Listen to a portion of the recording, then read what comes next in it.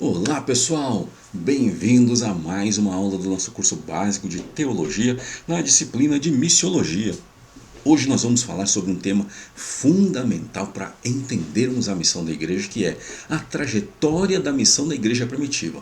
Nós vamos explorar como a igreja se expandiu, as estratégias missionárias que usaram e o impacto contínuo dessas ações até os dias de hoje.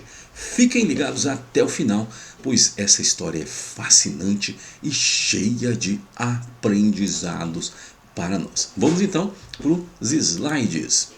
Expansão da igreja primitiva. A trajetória da igreja primitiva, você está lembrado, ela começa com a ascensão de Jesus Cristo aos céus e a divulgação do Evangelho a partir de Jerusalém, conforme narrado no livro de Atos dos Apóstolos.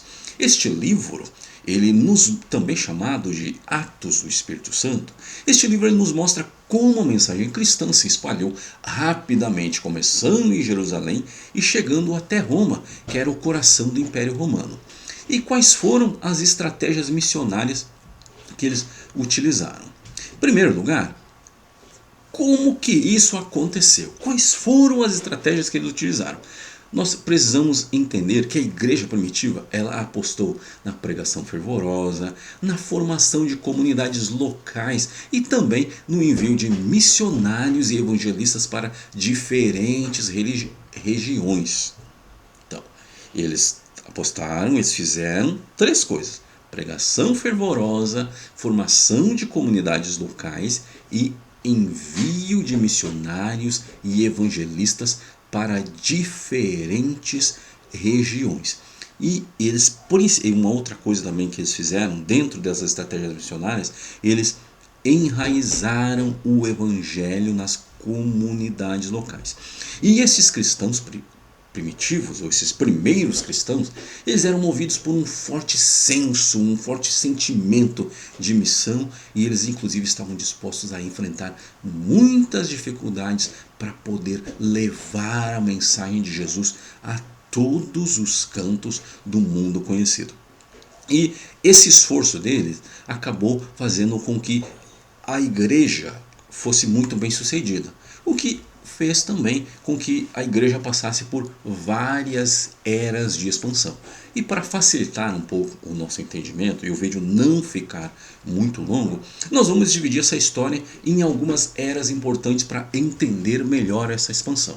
E lembrando que nós não vamos nos apegar a muitas minúcias, para que não fique muito pesado o vídeo, não fique muito difícil, mas nós vamos dividir nas eras mais importantes para que você possa ter pelo menos uma visão panorâmica da história, desde a missiologia, da época da era da igreja primitiva até os tempos atuais. Em primeiro lugar, nós gostaríamos de iniciar citando a missiologia da era apostólica até o ano 100 depois de Cristo. Porque nessa fase o evangelho ele alcançou todo o mundo conhecido da época. E é impressionante pensar que em tão pouco tempo a mensagem de Jesus já estava sendo pregada em tantas regiões. Em segundo lugar, nós queremos falar também da era pós-apostólica até Constantino, que é basicamente entre o ano 100 até o ano 313 depois de Cristo.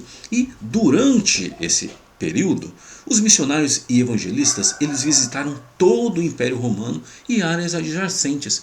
Só que eles enfrentaram muita perseguição, mas a perseguição não impediu o crescimento. Pelo contrário, fortaleceu a fé e a determinação dos cristãos.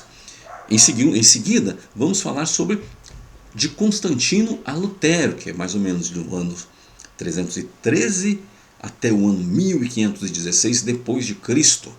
Com a conversão do imperador Constantino, o cristianismo passou a se espalhar ainda mais pela Europa, chegando inclusive a ser chamado de religião oficial do Estado, o que preparou de certa forma o terreno para grandes movimentos de avivamento.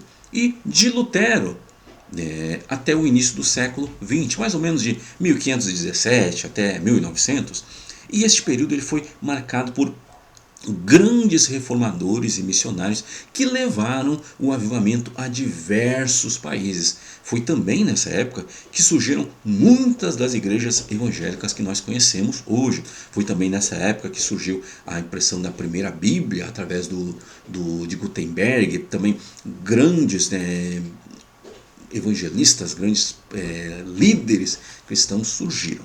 E vamos então à última era de expansão, que é de 1900 até os dias atuais. No início do século XX, houve um ressurgimento do avivamento com milhões e milhões de almas sendo alcançadas em todo o mundo. E só para citar o exemplo de uma igreja, em 1911, a Assembleia de Deus foi fundada aqui no Brasil e ela cresceu exponencialmente. E claro, de 1900 para cá foram fundadas diversas outras igrejas evangélicas e muitas pessoas foram alcançadas através da pregação do Evangelho. Agora, essas eras de expansão, o que resultou?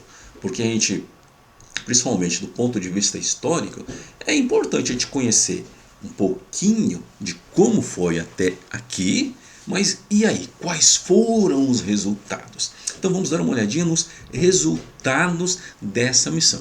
E partindo do avivamento pentecostal no século XX, que teve um impacto tremendo, começando lá na Rua Azusa, em Los Angeles, lembrando que eles estavam buscando a face do Senhor e se perguntando se o Espírito Santo descia lá na igreja apostólica, por que não desce mais nos nossos dias?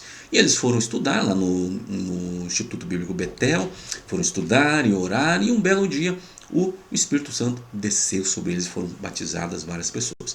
E aí este movimento se expandiu, acabou chegando à Rua Azusa, e esse movimento acabou se espalhando rapidamente para países como a Índia, Japão, Inglaterra, Holanda, Alemanha, Estônia, Chile e, claro, o Brasil. E aqui no Brasil, missionários como Gunnar Wingren e Daniel Berg foram fundamentais para trazer essa mensagem pentecostal para o Brasil. E agora, esse resultado acabou trazendo também algumas influências e impactos, porque esse movimento ele resultou no estabelecimento de muitas igrejas e agências missionárias ao redor de todo o mundo. Foram criadas também muitas escolas bíblicas para treinar ministros e missionários, como por exemplo a Faculdade Bíblica Central, tem o EBAD, tem a União Missionária Pentecostal Nacional, Internacional, dentre outras, e essas escolas, essas instituições ampliaram ainda mais o alcance missionário. Lembrando que nós temos enfatizado que missões, normalmente se fala que existe a gente faz missão de três formas: com os pés dos que vão, com os joelhos dos que oram e com as mãos dos que contribuem. Mas nós dizemos que a obra missionária também se faz preparando pessoas, incentivando pessoas e encorajando os que estão no campo. Então, pelo menos são 6 maneiras de fazer missão. Então, só para contextualizar, isso nós já falamos na nossa aula anterior. Além dessas influências e impactos, é importante nós lembrarmos da chamada contínua para missões. Por quê? A obra não está concluída. O Espírito Santo ele ainda chama trabalhadores para a seara, como está escrito em Mateus, que diz: os campos estão brancos, mas os ceifeiros são poucos.